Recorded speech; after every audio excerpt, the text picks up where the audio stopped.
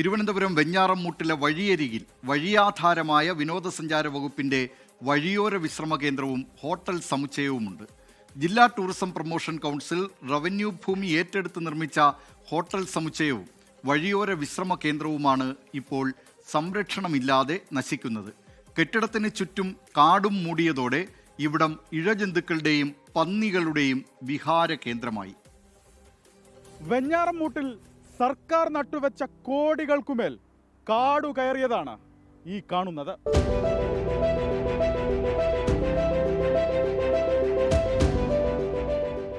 വെഞ്ഞാറമ്മൂട് കീഴായിക്കോണത്ത് ദീർഘദൂര യാത്രക്കാരെ ലക്ഷ്യമിട്ട് കോടികൾ മുടക്കിയാണ് കെട്ടിടങ്ങൾ നിർമ്മിച്ചത്. വിശ്രമിക്കാൻ വിശ്രമ കേന്ദ്രവും ഭക്ഷണത്തിന് ഹോട്ടൽ സമുച്ചയവും.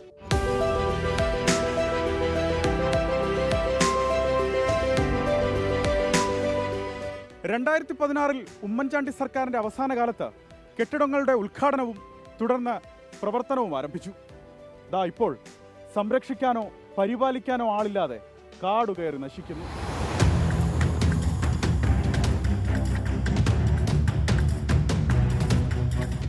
MC റോഡിൽ കീഴായിക്കോണം ജംഗ്ഷന് സമീപമുള്ള ഈ സ്ഥലത്തിന് കോടികളാണ് വിപണി മൂല്യം.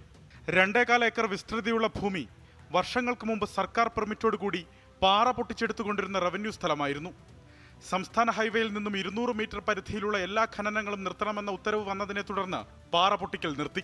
തുടർന്ന് 1 ഏക്കർ ഫയർഫോഴ്സിനും 1.25 ഏക്കർ സ്ഥലം DTPCക്കും കൈമാറി. DTPC 2 കെട്ടിടങ്ങൾ നിർമ്മിച്ചു. ദീർഘദൂര യാത്രക്കാർക്ക് സൗജന്യമായി വിശ്രമിക്കാനും വാഹനങ്ങൾ പാർക്ക് ചെയ്യാനും ശുചിമുറി സൗകര്യവുമുള്ള വഴിയോര വിശ്രമ കേന്ദ്രം 1. സമീപത്തായി ഹോട്ടൽ സമുച്ചയവും. ശീതീകരിച്ച ഹോട്ടൽ സമുച്ചയത്തിൽ റെസ്റ്റോറന്റ്, കഫറ്റേരിയ, ഫാമിലി ഏരിയ, ശുചിമുറി തുടങ്ങിയവ ഉൾപ്പെടുത്തിയായിരുന്നു രൂപകൽപ്പന. ഹോട്ടൽ സമുച്ചയം സ്വകാര്യ ഹോട്ടൽ ഗ്രൂപ്പിന് ലേലത്തിൽ നൽകി. എന്നാൽ 2 വർഷം മാത്രമേ ഹോട്ടൽ പ്രവർത്തിച്ചുള്ളൂ. നഷ്ടം ചൂണ്ടിക്കാട്ടി അടച്ചു. ഇവിടുത്തെ പ്രശ്നം മെയിൻ എന്ന് പറയുന്നത് പിന്നെ കക്കൂസിൻ്റെ മാലിന്യങ്ങൾ പുറത്ത് കളയാൻ മാർഗമില്ല, സ്റ്റക്ക് ചെയ്തെടുത്തേ വെക്കൂ. അപ്പോൾ അത് ഒരു മാസം വരുന്നവർക്ക് എത്രയോ രൂപ ചിലവാകും, ലക്ഷക്കണക്കിന് രൂപ ആവും. അതുകൊണ്ടൊന്ന് കളഞ്ഞിട്ട് പോയി. 2 എന്ന് പറഞ്ഞാൽ വാട്ടർ സപ്ലൈ. ഹോട്ടൽ അടച്ചതോടെ പൊതുജനങ്ങൾക്കായി നിർമ്മിച്ച വിശ്രമ കേന്ദ്രവും അടഞ്ഞു.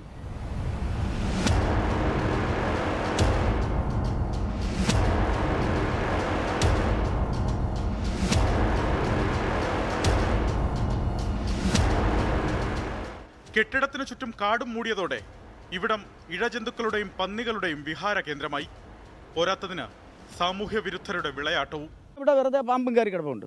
രാത്രി ഇവിടെ വെള്ളമടിപ്പ്, മാലിന്യം കൊണ്ടിടക്കാം.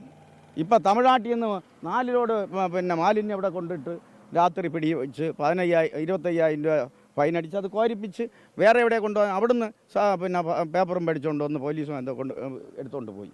വളരെ ദയനീയമാണ്. പാമ്പ് കയറി കിടക്കുന്നു. ഇവിടെ രാത്രി സാമൂഹ്യ വിരുദ്ധന്മാരുടെ കേന്ദ്രമാകുന്നു. വളരെ ദയനീയ അവസ്ഥയാണ്.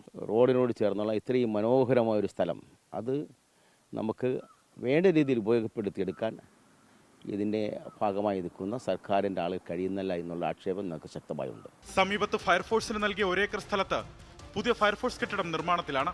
ഇത് പൂർത്തിയാകുമ്പോൾ വഴിയോര വിശ്രമ കേന്ദ്രവും ഹോട്ടലും കൂടി ഉണ്ടായിരുന്നെങ്കിൽ ഇവിടം പ്രധാന ജംഗ്ഷനുകളിൽ ഒന്നായേനെ എന്ന് നാട്ടുകാർ പറയുന്നു. നാട്ടുകാരുടെ ആഗ്രഹം ന്യായമാണ്. 1, നാടിൻ്റെ ഉയർച്ച.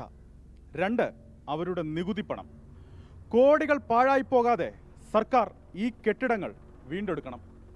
പൊതുജനങ്ങളെ കഴുതകളാക്കാതെ ഇനിയെങ്കിലും അവരോടുള്ള ഉത്തരവാദിത്തം നിറവേറ്റാൻ തയ്യാറാകണം. രഞ്ജിത്ത് ഫ്രാൻസിസിനും സതീഷിനുമൊപ്പം അലക്സ് റാം മുഹമ്മദ്, 24, തിരുവനന്തപുരം. ലോകത്തെവിടെയായാലും ഏത് സമയത്തും 24 വാർത്തകളും ഓഗ്മെന്റഡ് റിയാലിറ്റി പാക്കേജുകളും എക്സ്പ്ലെയിനറുകളും വിശദമായി കാണാൻ ഞങ്ങളുടെ YouTube ചാനൽ നിങ്ങൾക്ക് സബ്സ്ക്രൈബ് ചെയ്യാം.